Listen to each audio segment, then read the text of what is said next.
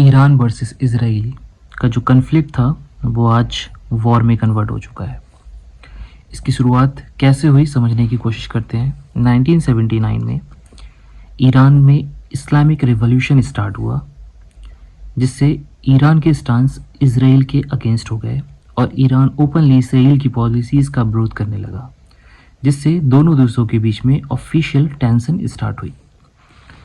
फिर 1990 से लेके 2000 के बीच में ईरान ने न्यूक्लियर प्रोग्राम स्टार्ट किया, जिससे इजराइल और यूएस को डाउट हुआ कि ईरान न्यूक्लियर वेपन्स बना सकता है, जिसकी वजह से ईरान पर इकोनॉमिक सैंक्शन यानी कि पेनल्टीज़ लगा दी गई। 2015 में ईरान ने न्यूक्लियर डील साइन की, जिसमें उसने साइन किया JCPOA एक एग्रीमेंट, जिसके अकॉर्डिंग अब ईरान अपनी न्यूक्लियर एक्टिविटीज़ को लिमिट कर देगा। तब उसे सैंक्शंस में कुछ रिलीफ मिला, पर ये डील 2018 के अंदर तब ब्रेक हो गई जब यूएस ने डील से विड्रॉ कर लिया, जिसकी वजह से ईरान पर सैंक्शन वापस लग गए और इससे गुस्सा होकर ईरान ने अपनी जो न्यूक्लियर एक्टिविटी थी उसको बढ़ा दिया। इसी बीच कुछ प्रॉक्सी कन्फ्लिक्ट स्टार्ट हुए कि ईरान ने हिजबुल्लाह और हमास, ये जो दो ग्रुप हैं, इनको सपोर्ट करना स्टार्ट कर दिया और ये ग्रुप अक्सर इजराइल के ऊपर अटैक करते हैं। अब इजराइल का कहना है कि इन दोनों को ईरान सपोर्ट करता है, इस तरह से ईरान डायरेक्टली ना सही पर इनडायरेक्टली उस पर अटैक कर रहा है। इसी बीच रीसेंट एस्केलेशन जो कि 2024 से लेकर 2026 के बीच में चल रहे हैं, इसमें क्या हो रहा है कि डायरेक्ट स्ट्राइक्स हो रहे हैं, ओपनली मिलिट्री एक्शंस हो रहे हैं, जिसकी वजह से ये जो कन्फ्लिक्ट था वो आज वॉर में कन्वर्ट हो चुका है। न्यूक्लियर वेपन का इशू कैसे क्रिएट हुआ ये देखते हैं कि US, Russia, China, France, UK, India, Pakistan and North Korea ये सर्टिफाइड देश हैं जिनके पास न्यूक्लियर वेपन्स हैं। इजराइल एक ऐसा देश है जिसे मोस्ट कंट्रीज़ बिलीव करती हैं कि इसके पास भी न्यूक्लियर पावर है, बट अभी भी इसका कोई ऑफिशियल प्रूफ नहीं है। इसके अलावा जितने भी देश हैं वो NPT के अंतर्गत आते हैं। NPT मतलब न्यूक्लियर नॉन प्रोलिफरेशन ट्रीटी। जो देश भी NPT साइन करते हैं वो सिर्फ न्यूक्लियर टेक्नोलॉजी का यूज़ या तो एनर्जी के लिए या फिर इलेक्ट्रिसिटी के लिए कर सकते हैं। इन देशों के लिए न्यूक्लियर वेपन्स बनाना बैन होता है। ईरान भी NPT के अंतर्गत ही आता है। ईरान ने न्यूक्लियर इनरिचमेंट बहुत ज़्यादा बढ़ा रखी है, जो अप्रॉक्स 60% के करीब है इस समय, जो कि इक्वल माना जाता है या क्लोज माना जाता है वेपन ग्रेड के। लेकिन इंटरनेशनल एटॉमिक एनर्जी एजेंसी और रशिया का कहना है कि अभी इनके पास कोई भी प्रूफ नहीं है कि ईरान न्यूक्लियर वेपन्स बना रहा है। स्टिल यूएस एंड इजराइल को डाउट है कि ईरान न्यूक्लियर वेपन्स बनाने के बहुत करीब है। अब उनका कहना है कि ईरान अगर न्यूक्लियर वेपन्स बनाएगा तो दूसरे देश भी डिमांड करेंगे, जिसकी वजह से क्या होगी, टेंशन इंक्रीज हो जाएगी। दूसरा, ईरान और इजराइल की पुरानी दुश्मनी है और इजराइल को हमेशा एग्जिस्टेशनल थ्रेट का डर रहेगा कि अगर ईरान ने न्यूक्लियर वेपन्स बना लिए तो वो कहीं ऐसा ना हो कि इजराइल के खिलाफ यूज़ कर ले। अब दोनों का मत देख लेते हैं।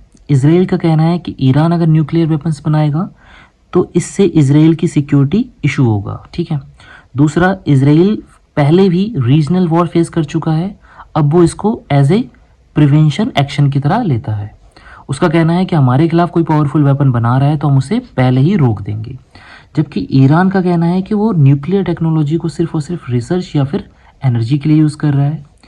दूसरा, किसी के पास भी कोई प्रूफ नहीं है कि वो न्यूक्लियर वेपन बना रहा है, जबकि ईरान का कहना है जब हम वेपन्स नहीं बना रहे हैं तो फालतू के सैंक्शंस यानी कि पेनल्टी उस पर क्यों लगाई जा रही हैं।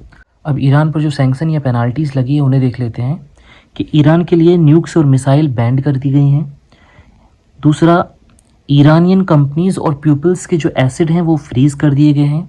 न्यूक्लियर एक्टिविटी उनके लिए लिमिटेड कर दी गई हैं। उनके जो भी फॉरेन कंपनीज़ उन्हें हेल्प करना चाहती हैं उनके बैंक और बिजनेस पर पेनल्टी लगा दी गई है। और दूसरा, ईरानियन जो ऑयल एक्सपोर्टर और शिपिंग नेटवर्क है उस पर भी पेनल्टी लगा दी गई है, जिसकी वजह से ईरान को कुछ कॉन्सिक्वेंसेस फेस करने पड़ते हैं। पहला, उसका सिक्योरिटी रिस्क बढ़ गया है। दूसरा, उससे बिजनेस अफेक्ट हो रहा है। तीसरा, उसके पास कोई भी अब फॉरेनर इन्वेस्टमेंट नहीं आते हैं। तीसरा ये है कि जो उसके पास ऑयल है उस पर भी उसकी इनकम अफेक्ट हो रही है। मतलब हर वो चीज़ जिससे ईरान ग्रो कर सकता था या तो वो बैन है या वो फ्रीज़ है या उस पर पेनल्टी लगा दी गई है। अब समझेंगे कि इसमें यूएस का इन्वॉल्वमेंट क्यों है। पहली चीज़, यूएस जो है इजराइल को सपोर्ट करता है। दूसरा, वो मिडिल ईस्ट में अपना दबदबा हमेशा बरकरार रखना चाहता है। वो नहीं चाहेगा कि कोई नई पावर जन्म ले। ठीक है। लास्ट में ईरान से उसकी पुरानी दुश्मनी भी है, जब ईरान के अंदर रिवॉल्यूशन हुआ था 1979 से, तब से। अब अगर हम यूएस के डबल फेस की बात करें तो मोस्ट कंट्री बिलीव करती हैं कि इजराइल के पास भी न्यूक्लियर वेपन है, पर उस पर आज तक कोई सैंक्शंस नहीं लगाए गए हैं, कोई पेनाल्टी नहीं लगी। इनफैक्ट 1998 में जब इंडिया और पाकिस्तान ने न्यूक्लियर टेस्ट किए थे तब इन दोनों पर भी सैंक्शंस लगाए गए थे। बाद में जब इन दो देशों के साथ में यूएस का रिलेशन स्ट्रांग हुआ तो सैंक्शन हटा लिए गए। आज ईरान पर विदाउट कोई प्रूफ सैंक्शन लगाए गए हैं और इनफैक्ट जो डील हुई थी यूएस के साथ में बाद में उसे भी ब्रेक कर दिया गया। आज जो कन्फ्लिक्ट था वो आज वॉर में बदल चुका है। अप्रॉक्स 10 कंट्रीज इस समय वॉर फेस कर रही हैं। अगर ये कंटिन्यू चलता रहता है तो इसका जो कंसिक्वेंसेस होंगे वो हम समझ लेते हैं। सबसे पहले जो स्ट्रेट ऑफ हॉर्मोज है उसमें टेंशन इंक्रीज हो जाएगी, जिसकी वजह से क्या होगा, ऑयल प्राइस जो होंगे वो इंक्रीज होंगे। अगर हम इंडिया की बात कर लेते हैं, इंडिया के पास सिर्फ 25 दिन का स्टॉक है ऑयल का। ऑलरेडी प्राइस हाइक है, अब वॉर की वजह से और ज़्यादा हाइक हो जाएंगे।